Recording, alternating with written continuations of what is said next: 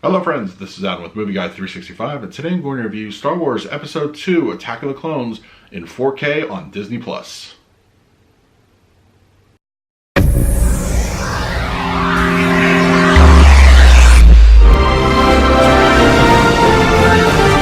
you're new to the channel, please hit the like button, subscribe, hit that bell notification. I put out videos every single day. You can also find me over Twitter and Instagram at Movie Guide 365, as well as over the Disney Magic Hour podcast. I will leave a link for that in the description.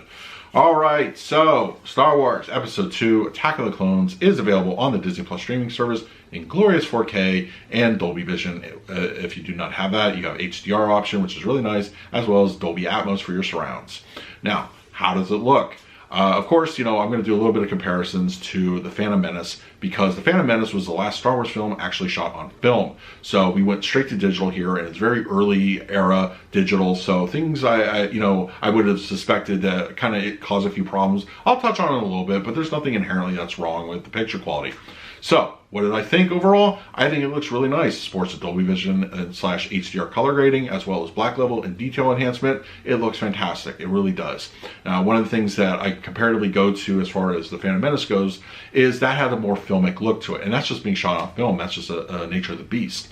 That's something digitally, for the most part, really can't replicate. So you don't really have any levels of film grain. I know the big trigger word for home theater enthusiasts today seems to be there's a good segment of that population that doesn't like film grain.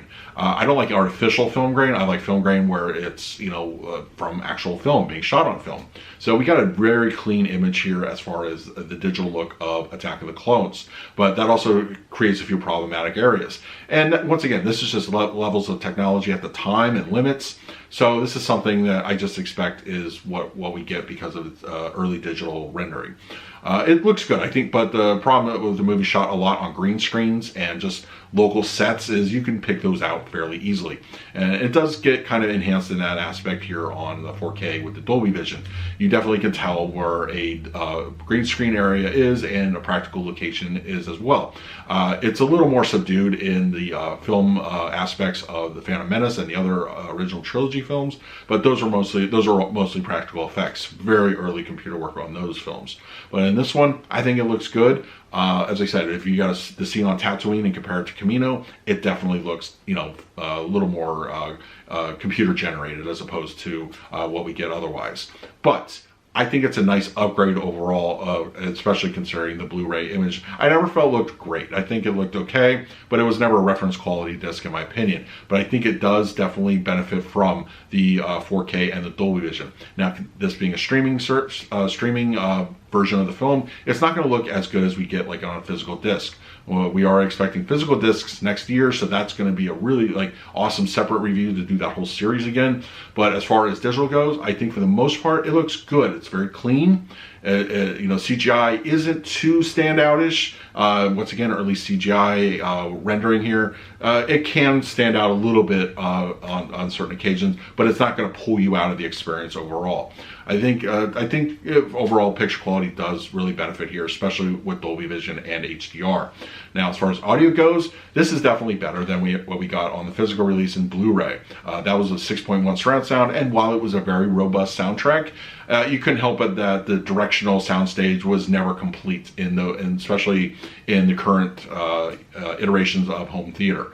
We go up to 11.2, and I think if you have an Atmos setup, you're definitely going to get that action. It's very directional. Soundstage sounds great for the most part, and there's plenty of action going on in your surround sounds. Everything from ambience really comes to life, as well as your action scenes, ships flying by, that sort of thing. Front channels, a lot of action going on up there. Center channel in particular, no problems with dialogue. Everything's clean, clear, easy to understand, and the LFE kicks in on appropriate levels. Now, Disney as a whole typically mixes their stuff a little bit on the low side, so you may find yourself having to turn the volume up in some cases quite a bit. But I think overall, it's a very nice, just immersive soundtrack, and I really enjoyed it. John Williams' score sounds really awesome. It's good, fills a room nicely, and I think overall it's a very pleasing audio mix. So I'm going to go ahead and give Attack of the Clones a B+ as far as the score goes. It loses a little something not being shot on film, and this being early digital camera work. It definitely kind of shows its weak spots here and there, but I don't feel it really pulls you out too much. but you know, just you will be aware of it if you're looking for it. So let me know in the comments below if you had a chance to check out Attack of the Clones in the 4K on Disney Plus, and what were your thoughts. In the meantime, please like, subscribe, hit that bell notification. I put out videos every single day. So until next time, this is Adam with Movie Guy 365. I will see you at the movies.